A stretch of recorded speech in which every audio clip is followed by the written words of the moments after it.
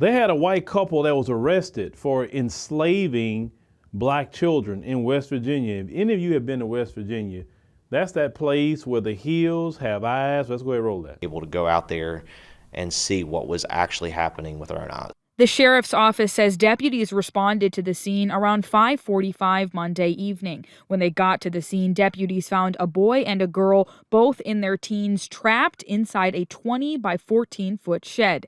According to court documents, the girl said her and her brother were not allowed inside the residence and were trapped out in that shed for long periods of time every day. They continued their efforts to try to make contact with someone that could gain them access to the barn or to the residence, and they were unsuccessful. So deputies eventually had to go ahead and force entry to the barn, where they did locate a juvenile male and a juvenile female. The sheriff's office says that deputies also found another child located inside of the house in a loft that was about 15 feet off the ground. Deputies say Lance and Whitefeather didn't show up on scene until a few hours into the investigation, where they were then taken into custody. They say all the children found were completely unsupervised and without basic living necessities. The living conditions especially were horrible because there's no plumbing, there was no, bathroom facilities inside there. They were appeared that their hygiene was,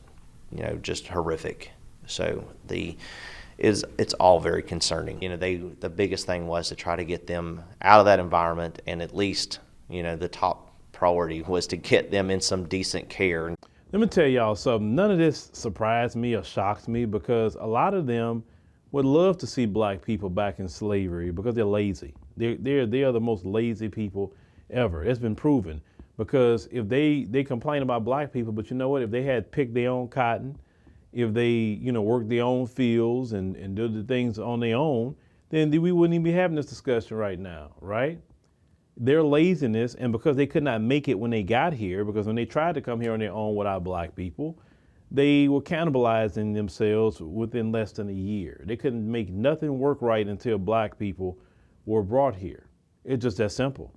So to do this to these children, that's why I'm a firm believer, if I had my power to change things, they would not ever be allowed to adopt a black child. Why? Because it never ends well. It just don't end well. Black children have so much going on that they need to be with black people. It's just that simple. How could they even relate, even if they were decent people, how could they relate to a black child in America and what they're going to go through? They can't. And if they ever thought about allowing them to take them, they should be required to take all kind of classes about anti-black racism. They should be required to read the ISIS papers by Dr. Francis Cress Welsing. They should be required to read everything in every class they could think of to go through, if they even think about giving them a black child, so they can know exactly what that child's going to go through. But this situation here, they definitely need to throw these people underneath the jail, and put them back in slavery, make them go work. You know what I'm saying? Lazy and nasty. Ugh. Telling y'all, boy, I'm telling you, when my daughter was going to college in West Virginia at one point in time, she went there for track. Man, that place looked like it was 2 decades behind. I mean, I couldn't believe that crap. And I'm saying, y'all happy living this way? Oh, man. But anyway, ladies and gentlemen, glad these children are safe. I'm glad they actually got them. But yeah, them little enclaves like that in West Virginia, y'all please be careful. Stopping in any of them places over there unless it's a major city.